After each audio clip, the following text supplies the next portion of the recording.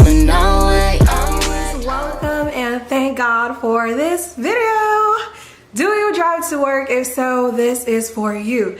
In other words, do you use any means of transportation, whether it is trekking by foot, using public transport, your own vehicle, Uber or Lyft, to get from point A to point B?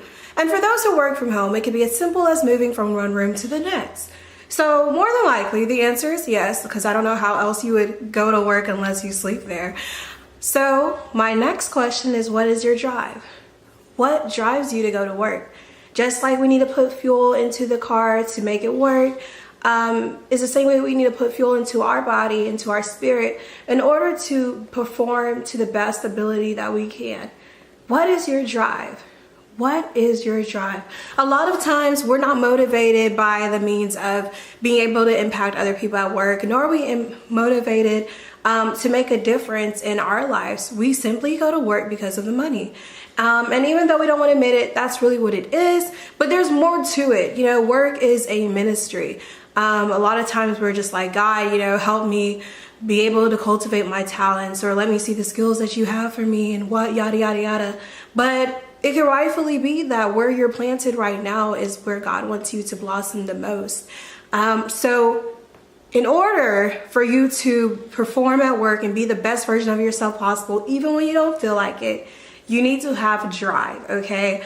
Drive is defined by the Webster's Dictionary definition as a way to impel or urge forward by force in a direction away from one or along before one, and to communicate that motion to it. So the way I like to see drive is a way to impel or urge forward by force, a spiritual force, a supernatural force, in a direction away from one, which is away from our carnal-like minds, or away from our selfish ways, or along before one. So along being in the spirit, along being in the tree of life, and communicate that motion to ourselves, our minds, and those people around us. So in hindsight, what does this really mean? To be the best versions of ourselves at work, even when we don't feel like it, we must be ignited by the force, which is the supernatural force, spiritual force, God, the biblical force, His word.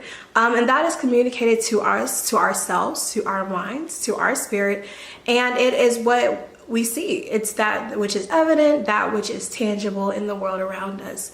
So for the sake of this video, and sorry if I sound like this, I kind of lost my voice, but for the sake of this video, DRIVE is an acronym for discipline, recall your why, renew your mind, responsibility. So there's 3 R's, whoop-de-doo.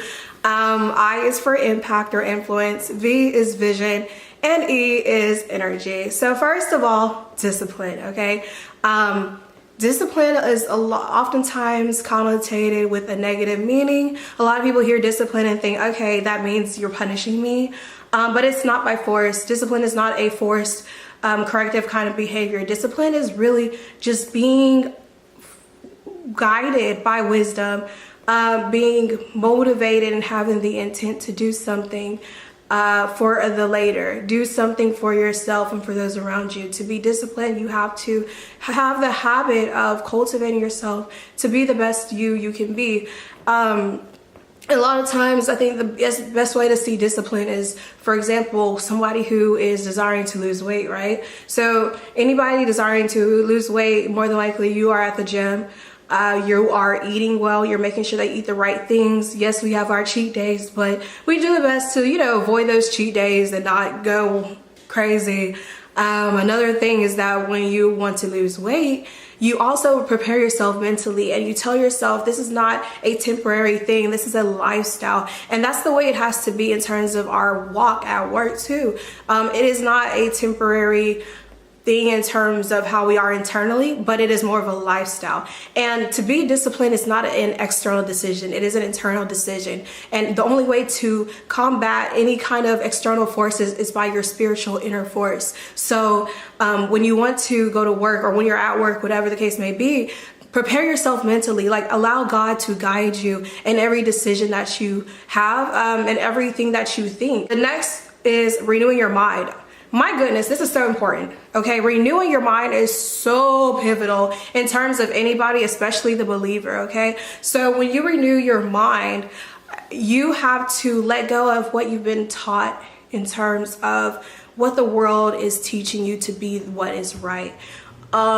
This is a funny area, but I promise you it's worth it. You need to renew your mind to align with what God has for you. Romans 12:2, I believe, is the best verse, in my opinion, about renewing your mind in a nutshell. It says, do not conform to the patterns of this world, but be transformed by the renewing of your mind. Then once you do that, when you do not conform to the patterns of this world, and when you allow God to renew your mind and you begin to walk in the spirit of life and the tree of life and not the tree of good and evil, then you'll be able to experience God's will for you, his good, pleasing, and perfect will. And it's so crucial because at work, I know there's times where you may see people, if you work with students, faculty, patients, customers, whatever the case may be, even your own colleagues, and they can tick you off. There are things that you have triggers for and they can trigger you. But what is your response? Because we have control over the way we react. A lot of times people say, oh, well, this person made me do this. Nobody made you do anything, boo. You have the responsibility to be intentional and watch how you react. And I think it's so important because when you start to renew your mind and you start to see where God has placed you and ask him why he's placed you there, you see the bigger picture. You don't see things for the temporary. You see things for the long after. Okay, so renewing of your mind is so important because when you renew your mind, your habits follow. And I think this is the perfect playing ground in terms of even walking, your spiritual walk, because like I said, workplace is a ministry. And a lot of times we think, okay, if I'm working here, I can do whatever. But when I go to church or when I leave the job, I'm a whole nother person. Even though we may not say that explicitly, that's how our body language is. And we need to do better at realizing that it's one whole thing, it's one whole circle, and we are the person there that has the ability to take control of our thoughts and do better. The next R is recalling your why. That's another one that is so important. Recall your why, because I don't mean to be all sing-songy-ish, but we used to pray for times like this, to be honest with you. There was a time where you probably were like, God, just give me a job. God, I don't know what to do. I've been praying, I've been fasting. When is this gonna come? And it comes. And then you're like, oh man, I don't even like my schedule. Or you're like, oh man, I don't even want to go to work. I just want to sleep. But look, we used to pray for this.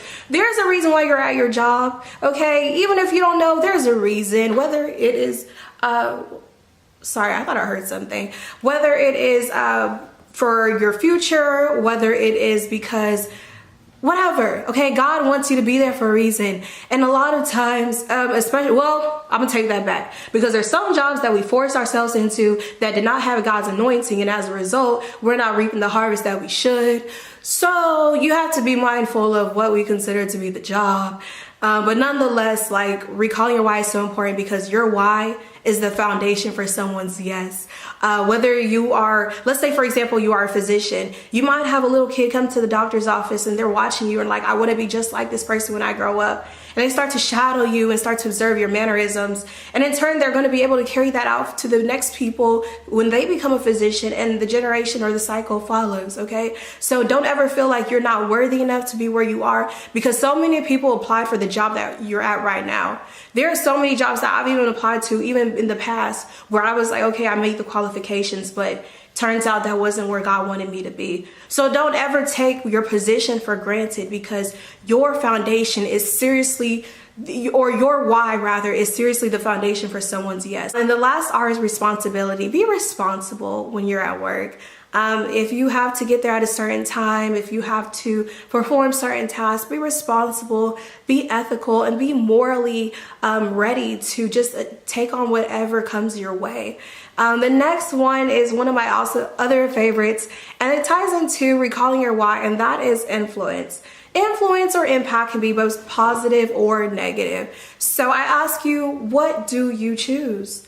Every day when you go to work, do you decide to be that positive influence, or are you one of the people who are the Debbie Downers, the negative people? Because more than likely, I promise you, you don't want to be a negative person. You're probably aiming at more positive vibes. So examine yourself and see the kind of influence you are. Remember that you have the ability to impact people around you, people that you would have never met if you are at home, people that you would have never met had you not been in that position. So remind yourself that you're here for a greater purpose. One thing that helps me a lot is singing any kind of like uplifting, spiritually uplifting songs in my head, just so I can be in the right mind frame. So for example, I remember one week I was singing New Wine by, I think it's Hillsong Church. And then another time, you know, I just sing random songs to keep me in the spirit. And I think it's so important because it's so easy to get distracted, y'all. It's so easy to have this noise and that is cluttering our sight. But when you renew yourself in the spirit, I promise you, like you start to relax. It's more peace, if anything. It's more therapeutic, if anything.